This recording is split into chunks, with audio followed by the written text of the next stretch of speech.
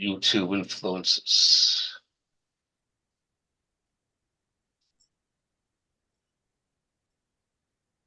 I'm just kind of got out of the thought processes, so I was hoping to get back into it tonight. Yep. Me too. And that's why I thought, at this point, there's a lot to talk about. And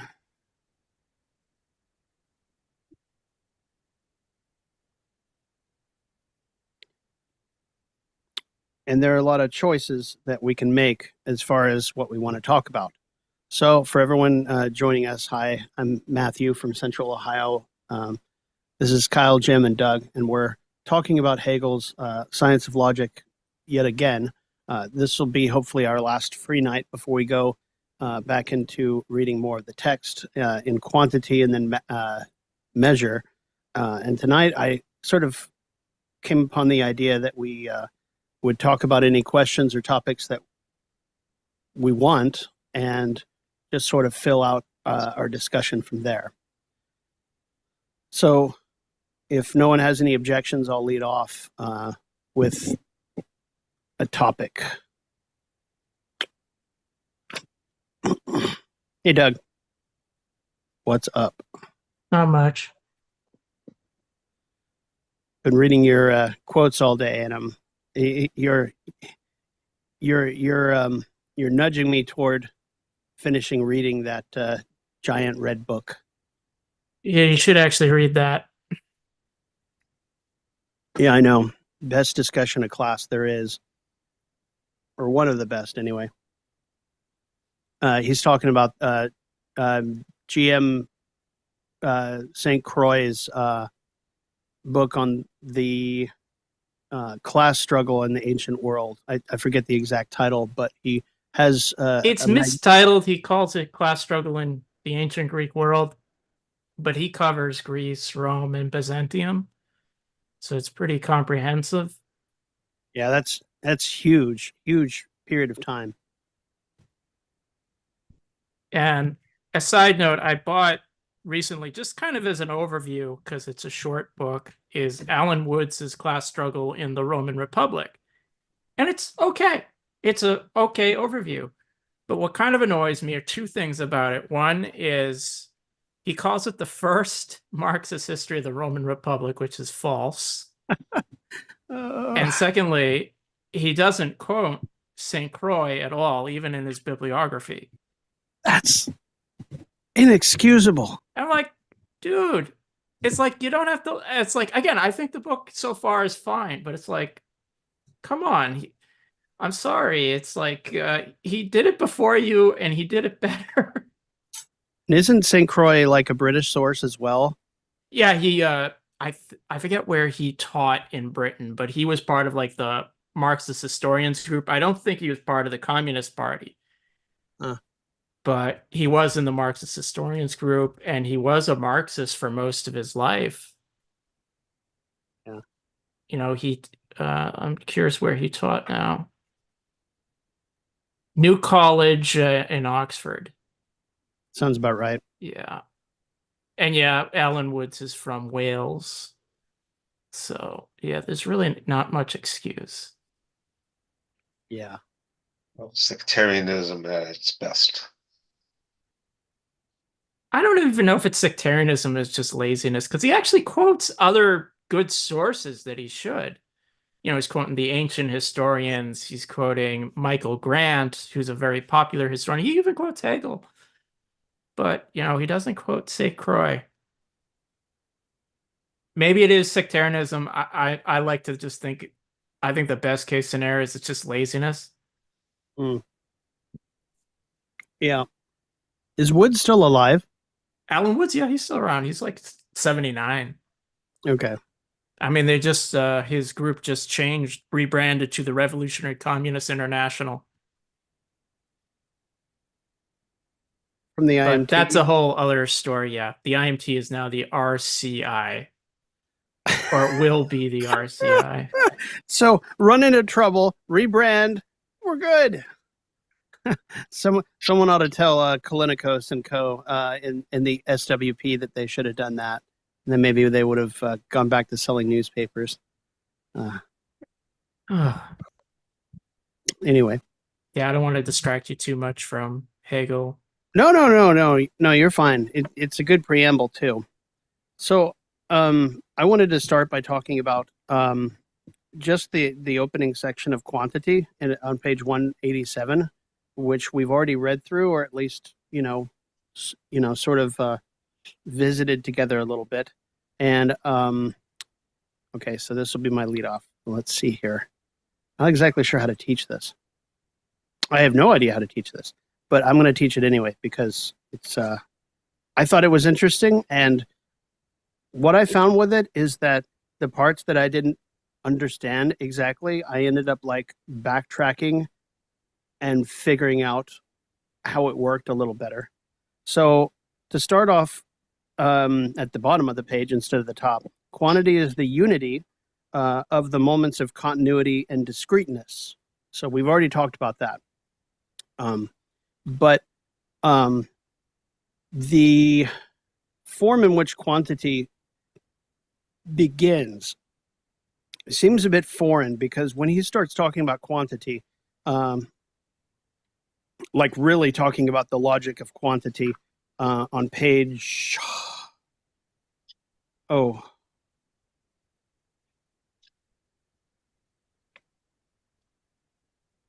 yeah, I guess this is where he starts it. He talks about it in terms of what it is in terms of all the categories that came before, right? So we have this idea of quantity that's sort of like humdrum common sense. Quantity is number, right? But immediate quantity, as he presents it here, isn't exactly number. We have to wait till quantum to get to that, and that's pages away. Not many pages away, but anyway. So he says quantity is sublated being for self. And he says that repulsion in being for self, repelling one, relates negatively to the excluded one, treats the other as identical to itself, loses its own determination thereby, passes over into attraction. Attraction is the moment of continuity in quantity. In quantity. So, yeah. And so he proceeds on this very first page to sort of spell out very quickly what continuity and discreteness as moments and quantity are doing, right? So he says that continuity is the simple self-same self-relation, a unity of ones possessing being for self. It's posited plurality, right? It's not just implicit, it's explicit plurality.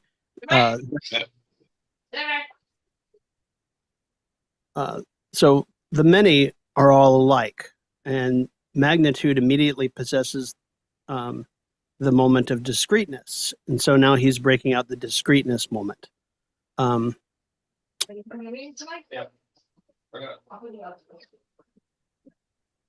right, I'm going to take a beat. Okay.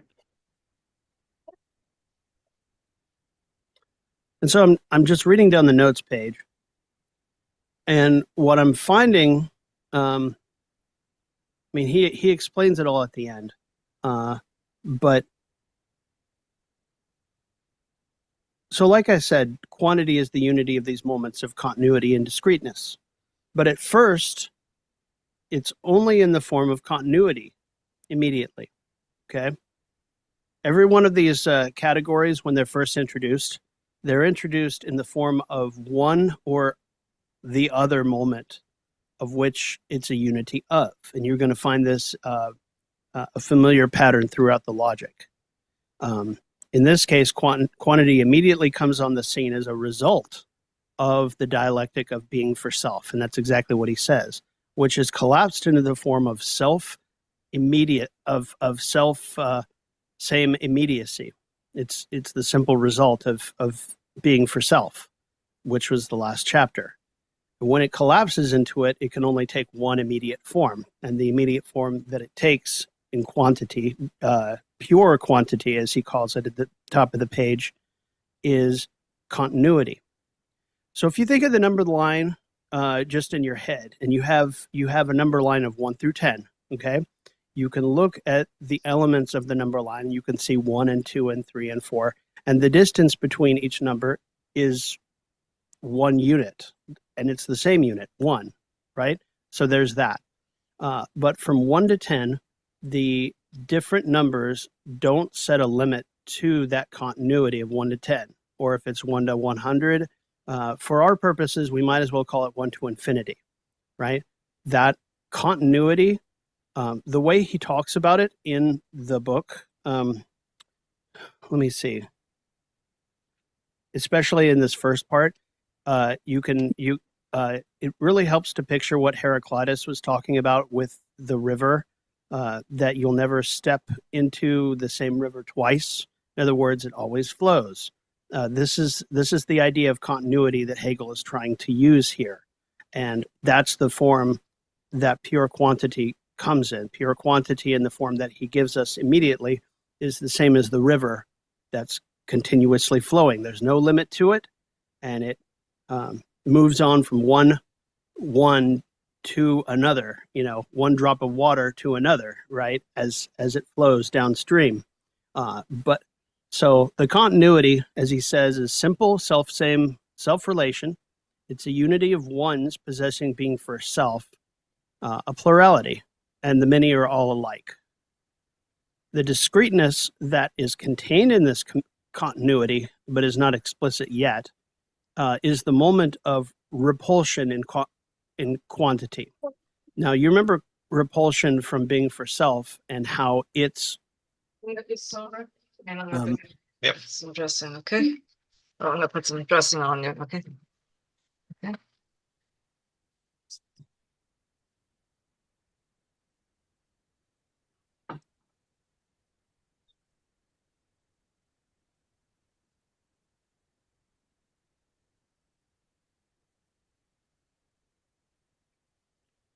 okay.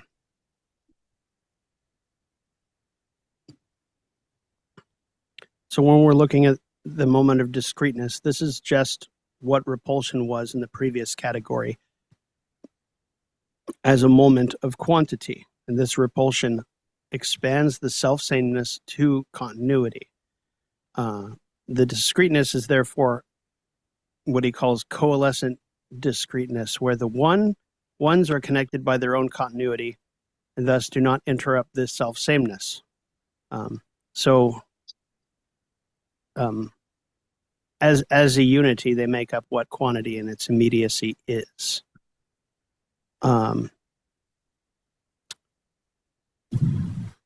it's kind of in a way because the way they try to kind of show the different levels of infinity in mathematical infinity. So you have the cardinals, aleph, null, which is just some of the counting numbers. Then above that would be all the irrationals, reals in between, and then theoretical above that.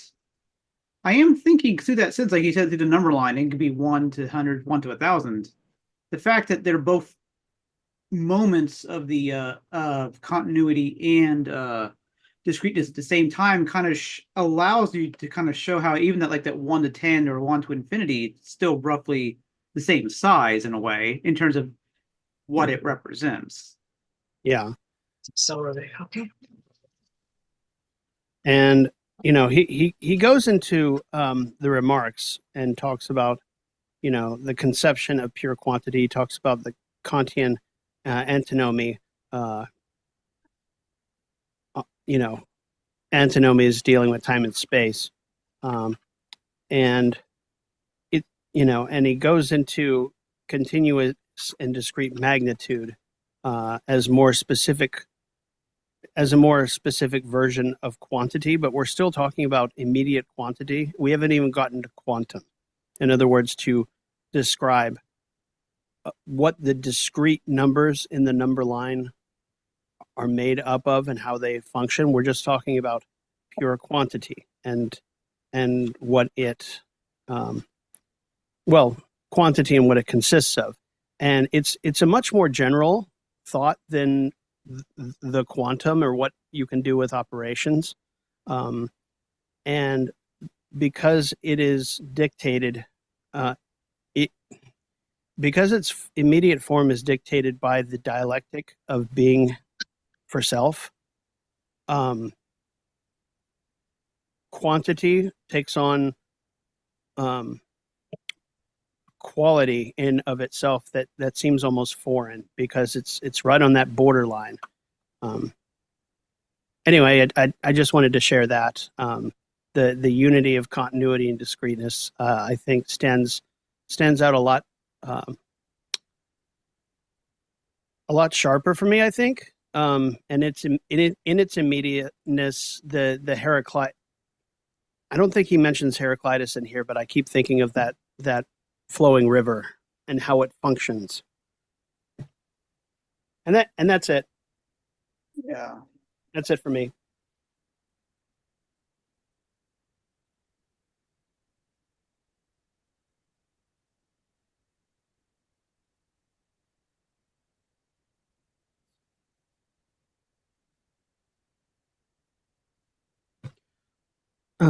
So Doug, Jim, Kyle, take a couple moments and maybe think of any questions you have, anything at all at any point in here, even if it's the most general thing in the world, it's fine.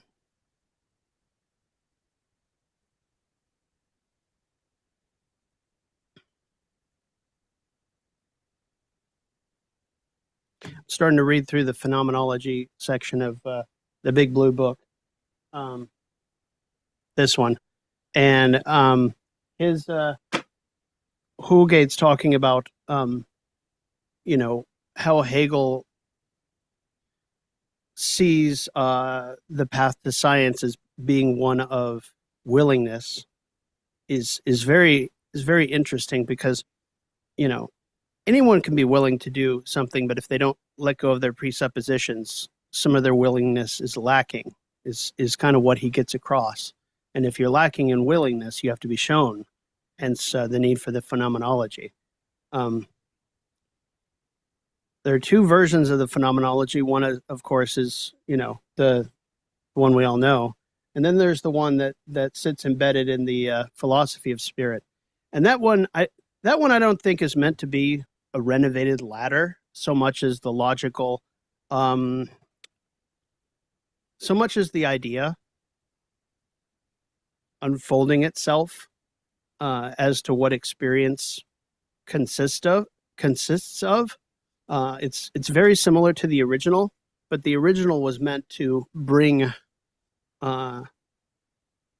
human consciousness to the standpoint of science, to justify the scientific standpoint.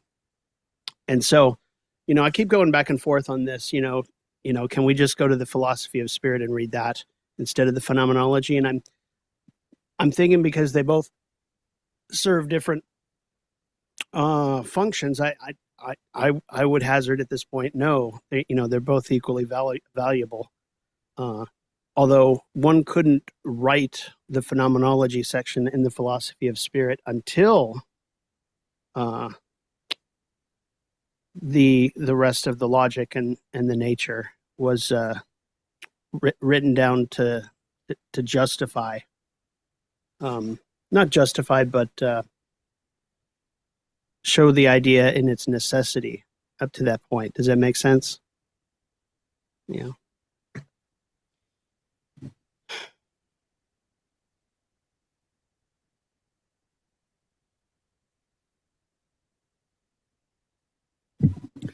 There's a ton to read and on this subject, and I found over the weekend after talking a little bit with Ben and just remembering some of my conversations with Harrison was that 9/10 of the Hegel philosophical community today, at least the ones we can read without Google Translate, 9/10 of them don't get it right, unfortunately. So if you read Houlgate, you read Viveg, who did the new biography. You read anything by Henrik, and he's in German, so there's only so much in English that you can read without Google Translate. and of course Hegel himself, then you got it. But everybody else does some variation of doing what Schelling did, or taking Fichte's I think therefore I am, and inserting it back into the equation. That's sort of the picture. Everybody's sort of like, okay, well, that's not the way to do it. You have to do it the way Kant did it, or the way Fichte did it, or Schelling was right, so on and so forth.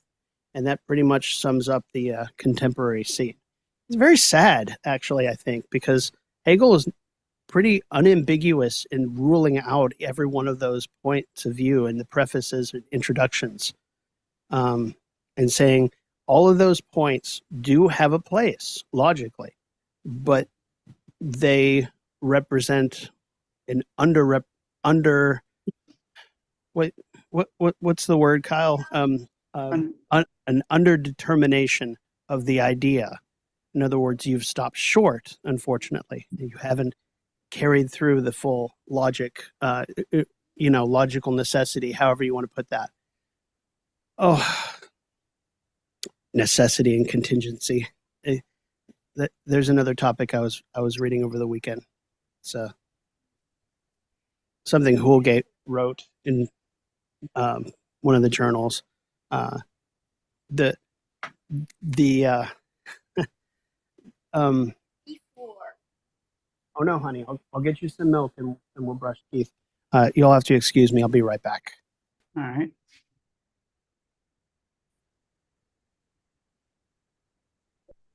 Talk amongst yourselves.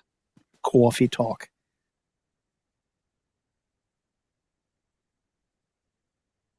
Yeah, I've gotten so far behind on my Hegel reading as of late. I'm not sure what else to bring up.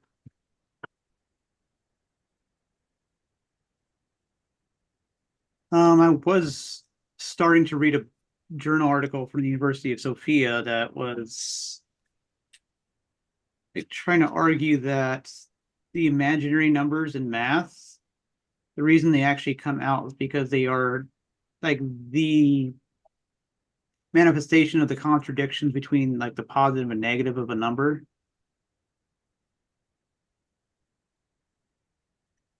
And so that's kind of why it seems to be a second dimension. Do you even know what I mean, Doug, at all? No. Oh, complex numbers in math, I still never really get, well, no one really seems to know what it means.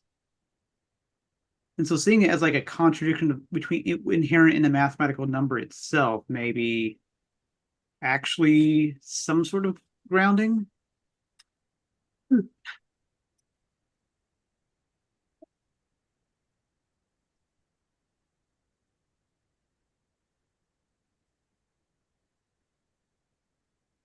I'm sorry. I don't know anything about math, so I Nah, can't comment. That was it. If you don't know imaginary number, it's Well, complex Right. numbers yeah. use those in like wave functions. It comes up because sometimes you solve an equation of like, you have an equation and you got to solve what's x equal that makes this value 0. And sometimes you come up with an answer that's the square root of a -1, which is not a real number, was considered a real number at the time, so it's just called imaginary. And it's found to have some it's been around ever since because it's found to be extremely useful.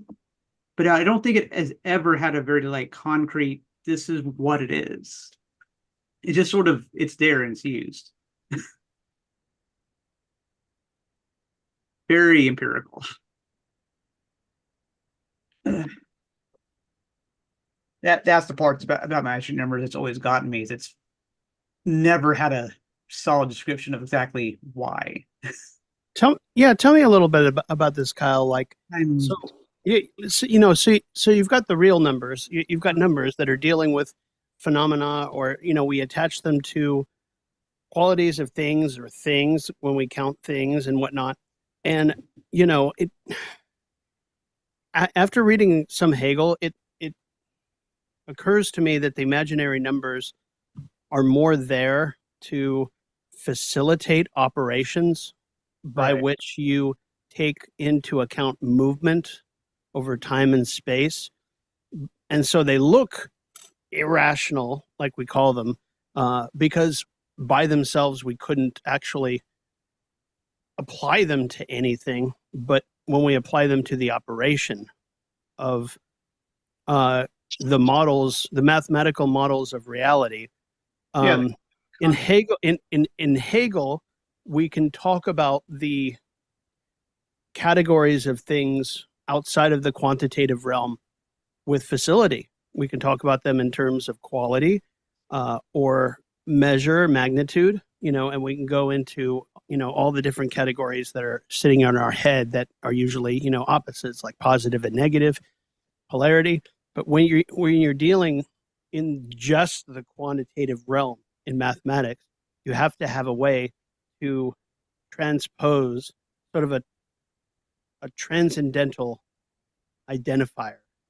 And that's sort of now how I look at like irrational numbers or those sort of not real numbers, is that they're trying to quantify the unquantifiable. I don't know. Does that sound like something reasonable?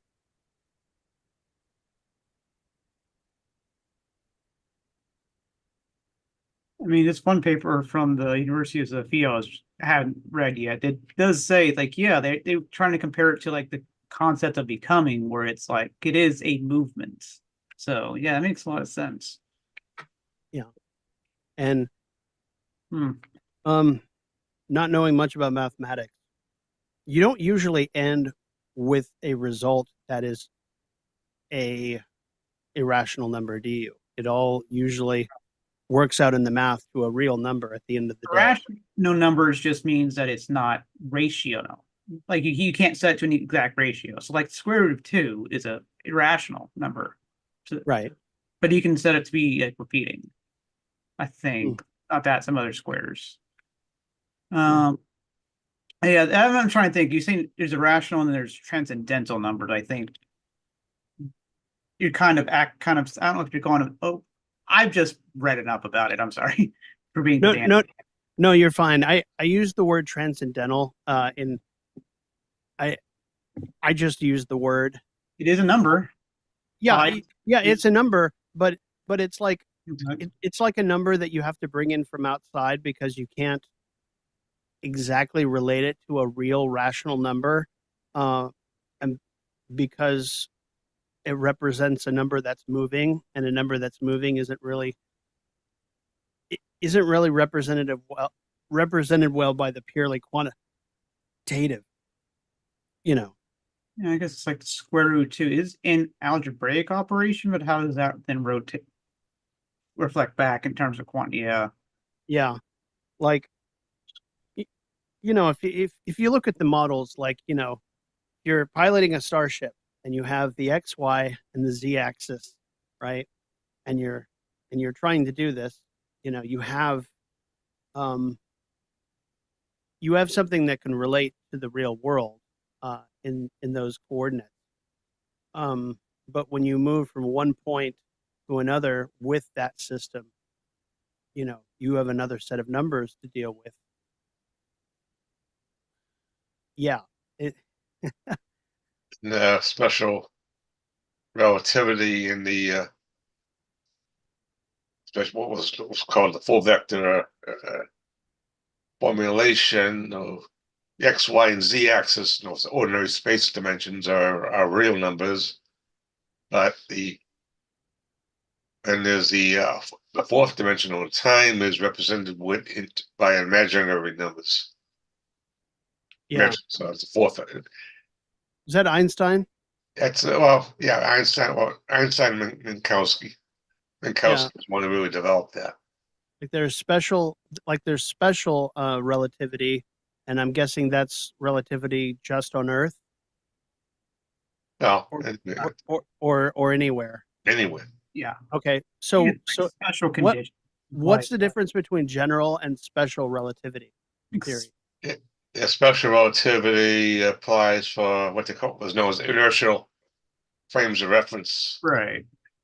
whereas general relativity would cover all frames of reference, including, in other words, non-inertial, and that's where they Got fit it. gravitation in. Got it. Okay, so special relativity, the equations that you develop are you're sitting on Earth, and these are all of the relational Yeah, the mathematics of general relativity is inertial. his magnitudes more complex than special relativity. Special relativity can be pretty much covered by high school algebra and a little bit of calculus. Gotcha.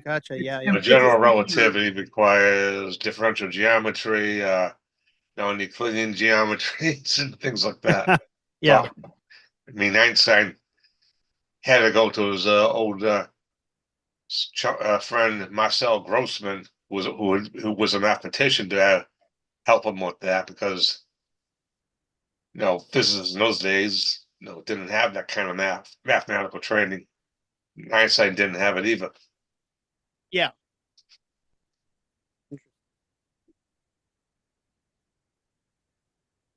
All right.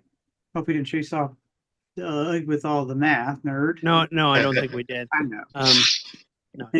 No, he's fine. He's still Yeah. so cool. Yeah. And I mean, I'm sure we're going to be talking more about this as we go through quantum, as we read through quantum. I know quantum is over 100 pages, but to be honest, half of quantum consists, or more than half of quantum consists in remarks, more than the logical development. So if you're looking at the page count and are afraid of it, don't be so afraid, because if you remember from the EL, quantum wasn't actually that long in terms of its logical development in the encyclopedia, and so it should be about the same in science of logic. It's just that the remarks section where Hegel talks about various quantitative subjects, I should say, are the meat of it. So that's good, because those are relatively readable, and if they're not readable, they can be skippable for the most part, as long as we just hit the logical part. So, brush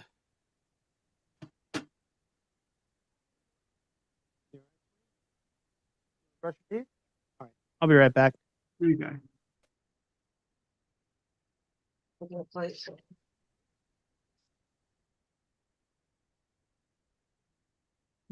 Wait.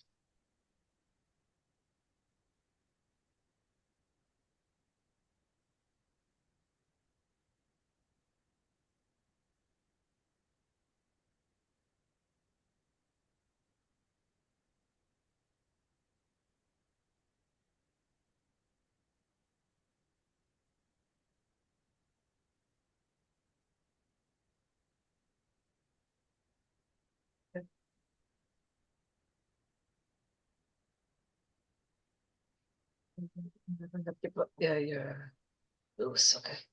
But liquid.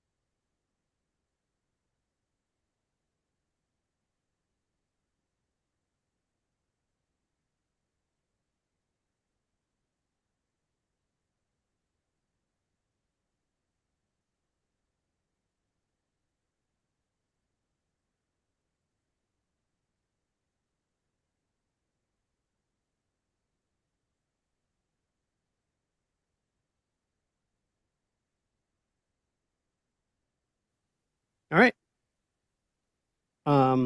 Doug, Jim, did Yep. you have any ideas or questions about what you've read so far? Even all the way back at the beginning. It's fine.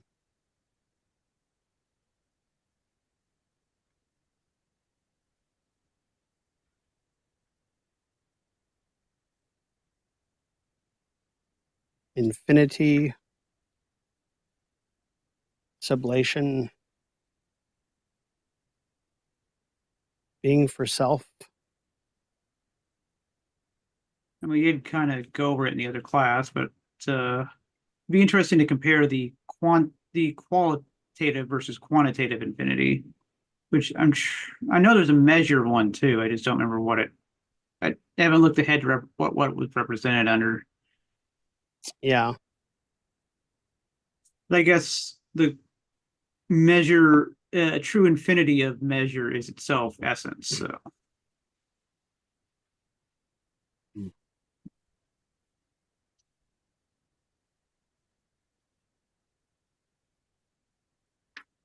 I guess on an unrelated note, just curious, since you know all the fun stuff that's been happening in my state as of late.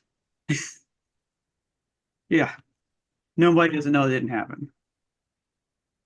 I'm sorry? Yeah, nobody. Yeah, it's just yeah. Everybody hears the name Oklahoma. It's like, oh yeah, yes. Okay, just generally curious how far if that's still true with you guys too. So, Well, I mean, I heard about, you know, I obviously heard about, oh, what's their name? I'm trying to next, think of their name right now. Next. I may be close off the top of my head, but yeah, Yeah. yeah, A damn tragedy. yeah.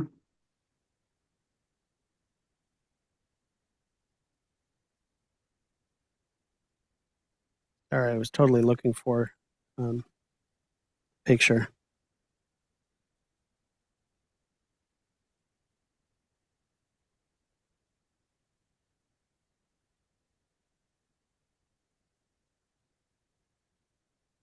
I mean, there's that.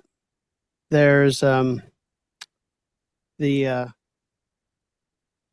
was going to say soldier, but I think it was an airman who set himself on fire in front of the Pentagon. Pentagon? Was it the Yeah. Pentagon? Uh, No, it was the No. Israeli embassy Yeah. this time. Last time it was the Pentagon. During the Vietnam War, and this time it was Aaron in front of the Israeli embassy. And I mean, if you haven't seen the video and you don't want to, I wouldn't recommend it. I watched it, but it had like a blur over it. I mean, whatever he used, he went up like a Roman candle. So he was not kidding around. And you know, it's one of those subjects because people, you know, especially like the Pomo crowd, like to say, well, yeah, but he was a soldier, and so you know he's always going to be this or he's always going to be that, you know, in terms of a support of imperialism. But I got to say, compared to most of the left, whose stance on doing something right consists in far less of a definitive action, I'd say he pretty much qualified as a comrade right there,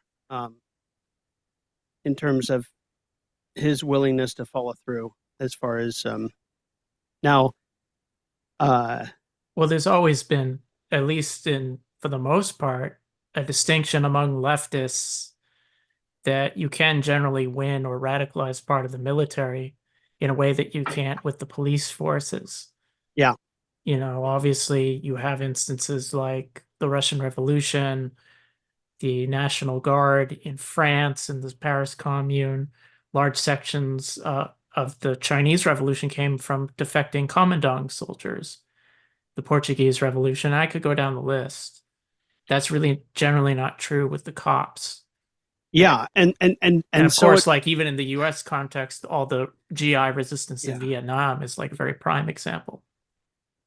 And so it really stands out to me when you go back to Occupy and you find all of the anarcho people saying that you can win over the cops.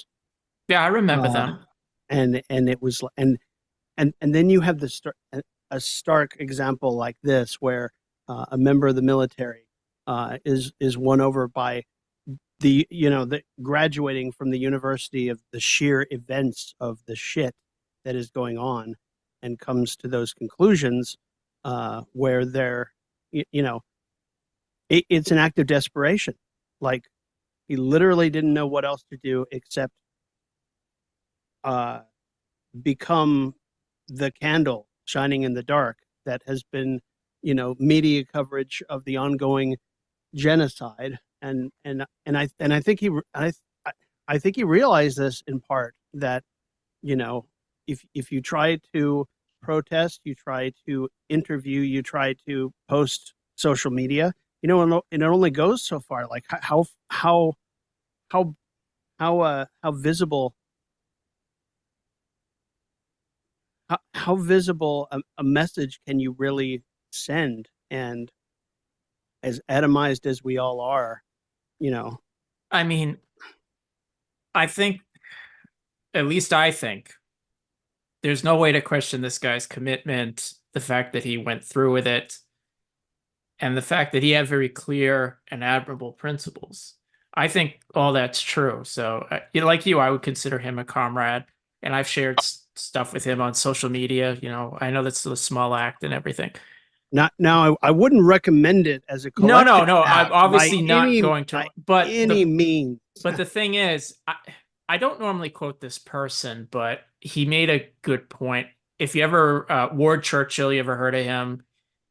He's got some very weird politics, to put it very nicely. But he had a book and a talk he did called "Pacifism as Pathology," and in it he talked about. I read it several times. Yeah, it's a good book, very good book. And in the interview, though, he did for it, he said, he didn't question the commitment of those people who in the Vietnam War who set themselves on fire. He's like, that's not the question. The point is, like, their names are in the news for a few days, it goes away, and the people in power don't care. And it's, ultimately, again, I'm not questioning this person's commitment, but that type of commitment, we need to have organizations, etc., that can actually channel it for the long term. Yeah. Because you don't want to have people like that guy, Aaron Bushnell, I think his name is, who set themselves on fire when, they could potentially be a long-term organizer. And I'm not questioning Bushnell's commitment at all. I'm just saying, the people to quote from Andor this time, they don't care at the top. They don't care, how many people they kill, how many weapons they ship, whatever Israel or whatever government they support does. They do not care. And I'm going to take it that he's not appealing to the people in power, or he wasn't, but to us to take action. Yeah. And, that's the appropriate way to see this, to redouble efforts. Because you know what? It's horrible. It's like you're actually seeing other governments, all these, even they're all bourgeois governments, and some of them, like I think Spain and Ireland, have like stopped weapons shipments to Israel. And this government is just backing them to the hilt. They don't give a shit. And, and you get all these liberal scumbags, these opportunists who are telling us we have to vote Biden or Trump is going to commit genocide. What about this genocide, you fucking assholes? What about it? The genocide that you commit, that you apologize for, you are blue MAGA. You are the scum of the earth. And every Democrat, without exception, are enemies because they stand with this administration. They stand with the AOCs, the Jamal Bowmans, the Joe Bidens of the world as they commit genocide, as they do all these fucking border patrols. And then they complain to us because we don't want to get in line. They can go to hell. They really can. I am sick to death of them. And, Bushnell, he was a comrade and he did what he could. And these people, I see them on social media belittling him, and it's sickening. It really is. These fucking Zionists, they are no better than a fascist. Sorry. I'll No, stop. I'm not mad no, at no, anyone here. no. That's course, dead of course. on, Doug. Just dead on. And the more I think about it, the more I realize um, when Trotsky and Lenin talk about how individual or even group terrorism is not the way to organize a full way forward, they're not talking about it in such a way that they rule them out, but rather how they relate to the future. And it's sort of like how Hegel talks about the way he talks about arithmetic, right? The analytical school of Marxism would like to claim, for instance, that Hegel and Trotsky, for that matter, rule out the understanding or quantitative thinking, mathematical arithmetical reasoning, and counterpose it to dialectics, when the fact is that dialectics contains those things, and they're very usable, right? And in the same way, Aaron Bushnell's statement could be, and hopefully will be a catalyst to bigger things, and thus turn out to have been as necessary as those bread protests in Russia that kicked off the revolution that came after, right? It's all connected, and not in any mystical way, but cause and effect, necessity and contingency, and all of those things. And so I salute our comrade Aaron, and just really, really hope his family is. And I just hope that they're okay. I also read Ian's post of the child who was left behind from the American who set himself alight in front of the Pentagon during the Vietnam days. He actually brought his.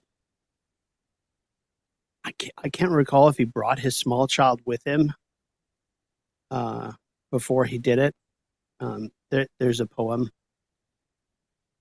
You know what I'm talking about, Doug? You saw it. I'd have to look it up. Yeah, the poem, and it was like to Emily or whoever it was, or yeah, I'd have to look it up too. To Emily, my child, 1965. Jesus Christ. Yeah. Yeah. I don't know. That's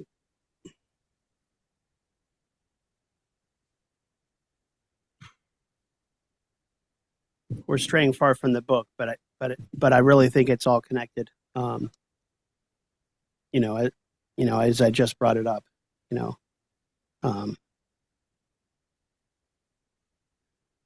these are moments of groping consciousness, and Bushnell just made a great big leap into realizing that the world has gone to shit in these particular ways, and he's got to do something about it now. And I don't know, as a veteran myself, I felt the same way upon reading Chomsky and Zim. Like, what am I going to do? What the hell are we going to do? Myself, I ended up getting out eventually. I'm reminded of more or less remember the Vietnam War, and towards the end of that war, the U.S. Army in Vietnam was pretty much, almost constant state of mutiny or near mutiny. Which is basically why the U.S. got out, because the armed forces were falling apart because of opposition to the war among soldiers. Yep. Because in those days we had mostly a conscript army, and the main reason why Nixon decided to shift from a conscript army to a so-called volunteer army was they believed that a volunteer army would be more reliable over the long run than the conscript army. Because It's the an conscript interesting, army yeah. is basically going to reflect the consciousness of the American people in general.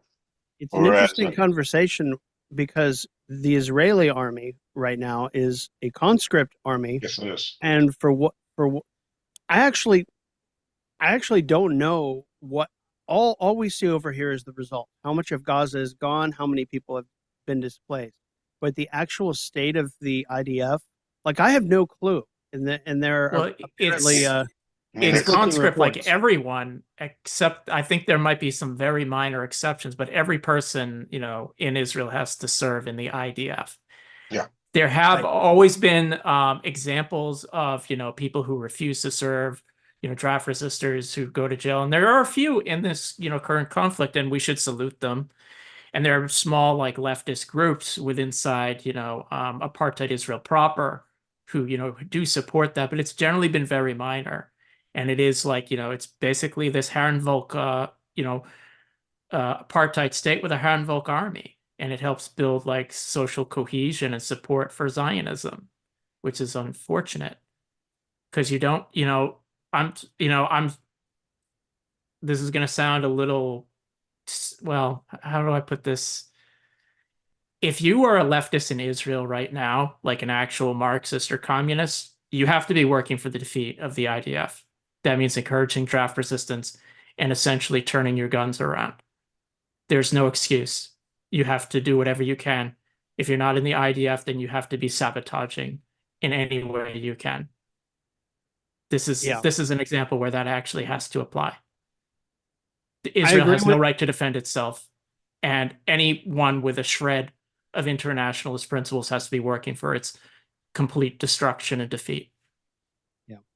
And the fact that, you know, the most largest so-called left organization in Israel is the Hadash coalition, which is led by the wretched Communist Party, which doesn't support the destruction of Israel, is insulting. And that's obviously been a long-standing thing with their politics. And again, they're as shitty as they are, they've been persecuted by the Israeli police and security forces currently with this conflict. I know there are probably a few smaller Trotskyist or near Trotskyist groups and some anarchists, but for the most part, you don't have a visible left, and it fucking sucks.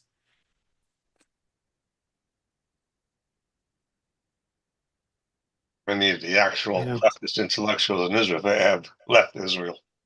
Yeah. As you know, and I don't blame them for that. I mean, it's like, you know, it's like living in Francoist Spain, I bet. Yeah.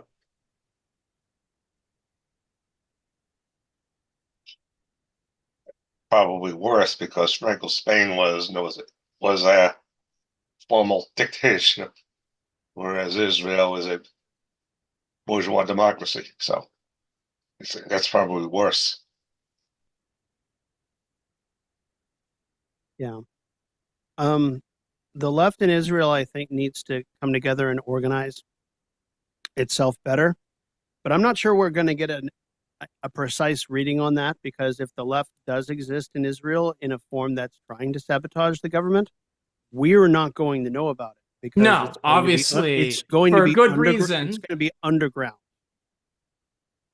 And I think, you know, I think hopefully the main segment for the left right now, I'd say, would come from the Palestinian population within not just the occupied territories, but within the Palestinian population in Israel proper. Yep. I do know that there are leftists, you know, Jewish citizens of Israel, but I wouldn't see them per se right now as the main force. Hopefully that can change. But what's your I haven't kept up with this at all, but what about the expat Palestinian community? Like the Edward Saids and the I don't follow type like a of lot of people. their trends, so I couldn't tell you what I know Stephen Salaita is writing, and I've seen him, but I can't tell you like large scale. I mean, all I see is like them posting it, I do see a lot of Palestinian expats posting on social media, but I can't tell you like all the debates going on in the Palestinian expat community. I don't know. If Yeah. someone knows, that I'd love to hear it, but I don't know. But I haven't seen anything though, at least from social media from Palestinian expats, nothing that gives me any indication of anyone who supports Zionism or even Hamas for that matter. It's all just like we oppose the genocide. There are people who say like, we can explain like why, Palestinians support Hamas, A, B, C, D, D, and all that. But that's a little different than saying like, oh, I support Hamas or something like that. yeah. But then again, I'm just going kind of like on these social media vibes that I see. Yeah. And I don't know how accurate that can be for larger Yeah, and debates and whatnot. the social media visibility are those people who've already compromised a bit to even be able to continue to make a I don't statement? know. I don't know. Yeah.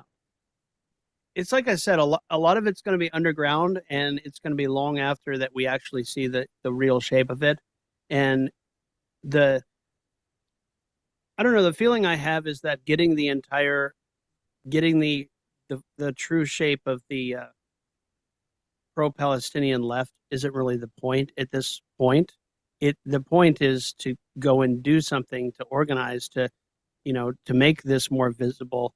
And you have examples ranging from Comrade Aaron, of course, to the more underground stuff that we can't see. That's hopefully organizing a more effective resistance.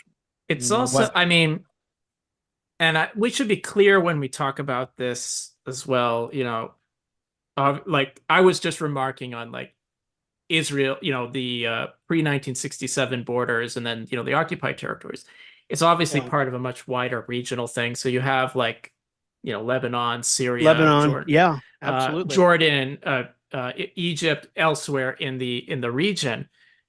And there is this is kind of disconcerting. It's like when you see like a lot of leftists, and I understand why they do it when they're cheering on to a certain degree Hamas or the Houthis uncritically. I get it. But on the other hand, it's like, let's say this ended up with a victory tomorrow. You're not going to have a liberated society with those forces in command. Ultimately, you need Marxist and communist leadership there, which is like why, again, it's like for the defeat of apartheid Israel, obviously. But ultimately, we have to be finding those forces, that can, and support them who are going to fight with a Marxist program, the working class in the region, etc. Because otherwise, you don't want to end up with these multipolarity fools who just see like Iran or Russia as some kind of anti-imperialist, scare quote, alternative, any more than you want to see like the Dan Labatzes who've given up and they just want like liberal Zionism. Those are not alternatives. In fact, they're the same thing. In the Hegelian sense, it's a unity of opposites there. It's like we want, to find, where is this the social force that's going to lead to liberation? Because it's there, it's burrowing, as Marx would say, it's the old mole. The Arab left may have been decimated in the last 30, 40 years, but the social forces that gave birth to it are still there, and they still can manifest again. And beyond like trying to clarify our Marxist principles and to organize according to them here, to stop weapons shipments, to raise awareness, I'm not sure more than that what we can do unless we actually have a socialist revolution tomorrow, which would be very good. Then obviously we could do quite a lot. But right now, I mean, the liberation's going to come from the forces there. And I just think we got to find and support them. But it Yeah. sucks that, people have You're such right. a limited horizon that they just like the only that they just think like Russia or Iran are going to save them. Just like they think like, when you're the Dan Labatts is when it's going to be Biden or the liberal Zionists. Yeah, yeah, and this goes back to the Hegel equation. Setting a limit on what that horizon looks like from the outset is the biggest mistake.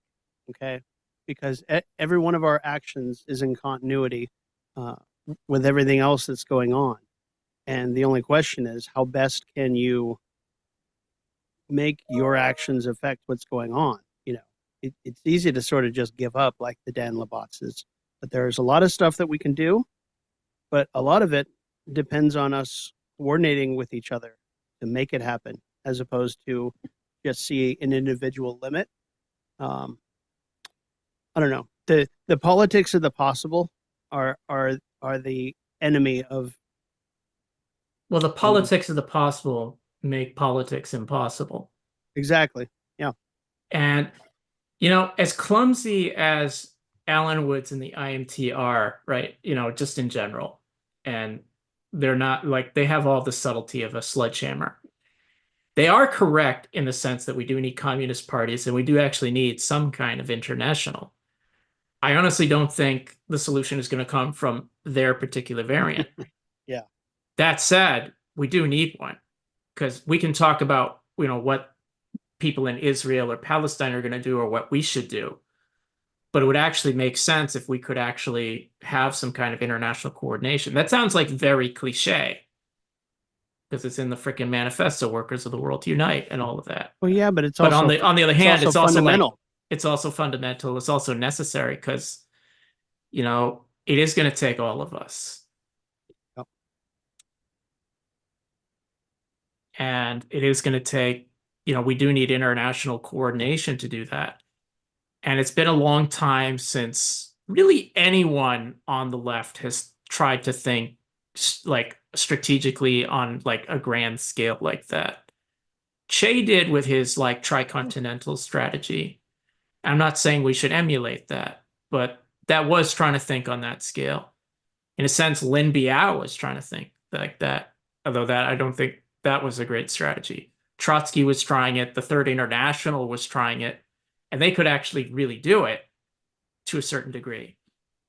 And I don't know, I just feel like when you have so much of the left, broadly speaking, who the horizon is like, get out the vote or some kind of localism or whatever, it's like, I'm not even saying like, maybe you're fighting for, I don't know.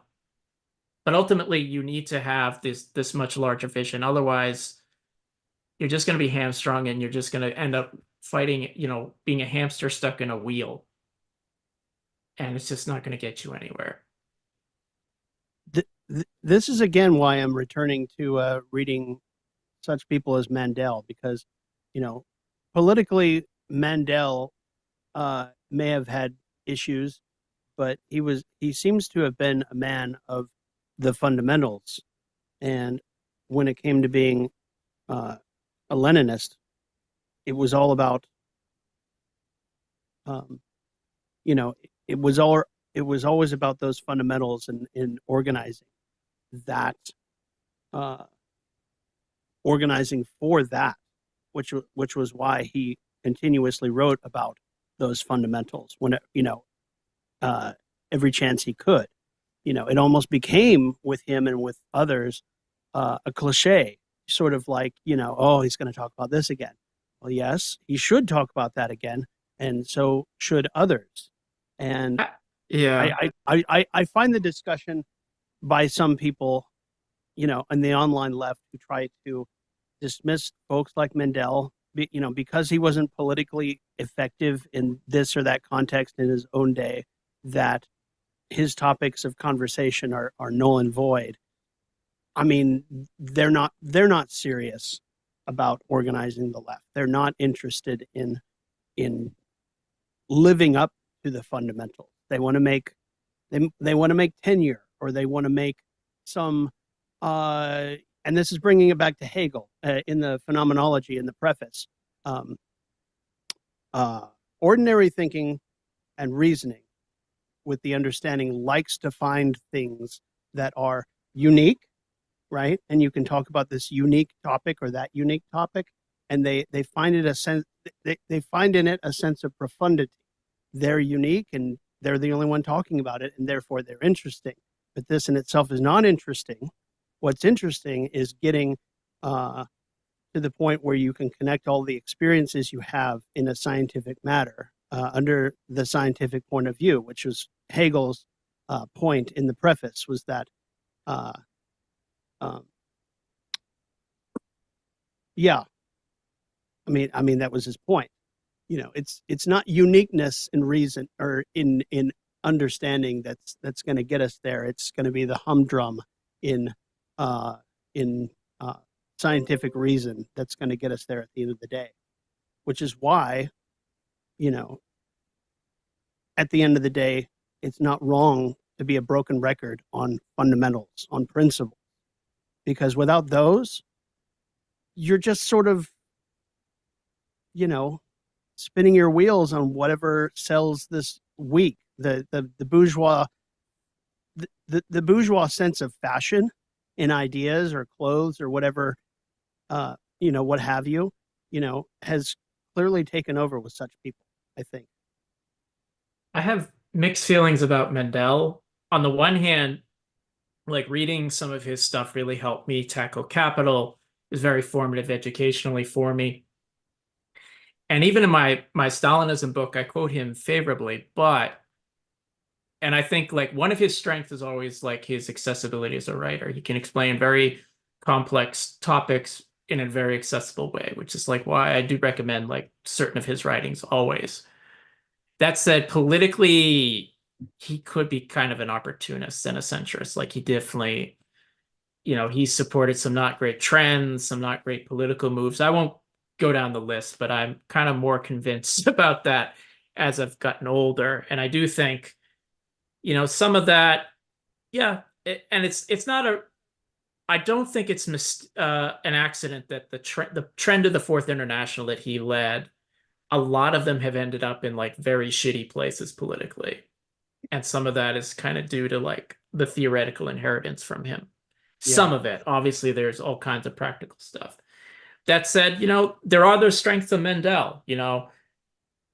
I think his heart was, for want of a better term, could be in the right place. I mean, he did some amazing internationalist work during World War II. And, he did support the student rebellions. There's kind of like problems with some of that orientation in like 68, but on the one hand, it's like he was like cheering on like the 68 protests in France, and that's a good thing when a lot of people were just shitting on it. Yeah. So, but having, in principle, having like the kind of commitment that Mendel has, sure, that's fine. I do think, and obviously I don't think I need to convince anyone here of this, is like being more philosophically and theoretically rigorous than he is probably a good thing. Because I think he could be kind of not the best on some of that. But, he's, again, he does have his strengths. It's important to note them, but he does have his some very severe weaknesses too. Yeah.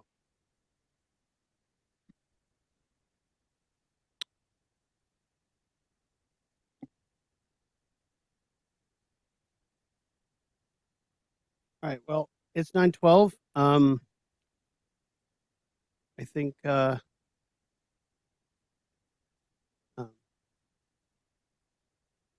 stepped away. Oh, there's Kyle. I think we pretty much exhausted talking about Hegel for now, as far as this goes. Is there anything anyone else wants to talk about, cover, even if it's just news or events? Or do we want to bring this to a close? And okay, before I do that, I'm going to assign next week's reading.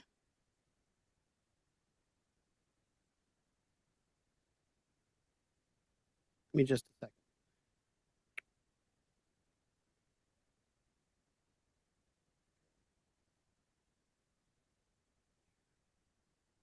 I want to make sure I get this.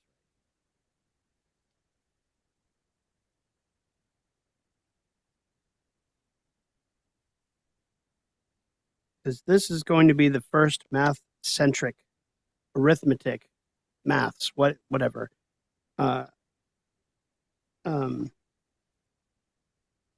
Section. Yeah.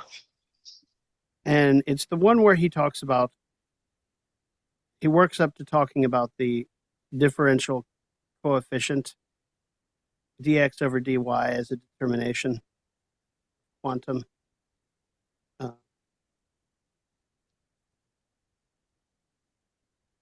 Basically calculus.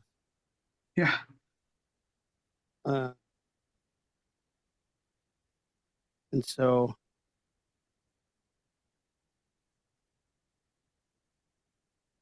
sorry, I'm paging through to see what there is, and it just keeps going on and on and on.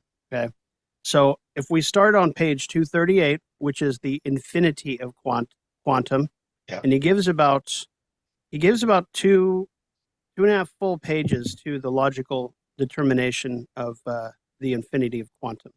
And then he goes into remark 1, which is the specific nature of the notion of the mathematical infinite.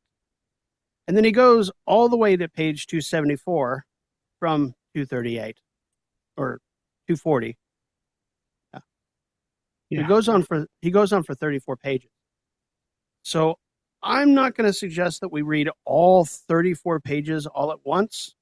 Kyle, have you looked at this remark yet? No. Okay. I'm going to treat this like capital because I don't know where to stop for this reading. So I'm going to suggest that you read from page 238 and try to get as far as you can. And wherever you end up, that's the right answer. Okay. Because there are no subheadings in this remark. And again, the remark is the specific nature of the notion of the mathematical infinite. And I guess I could give you an arbitrary page number, but I have not read through it, and so I cannot tell you what the breaks in the argument is.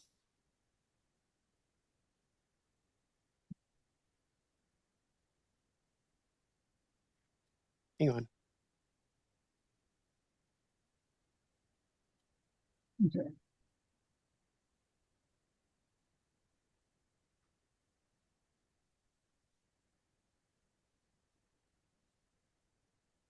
My feeling is that we should go to 253 at the bottom of the page, where he says, in this concept of the infinite, the quantum is genuinely completed into a qualitative reality.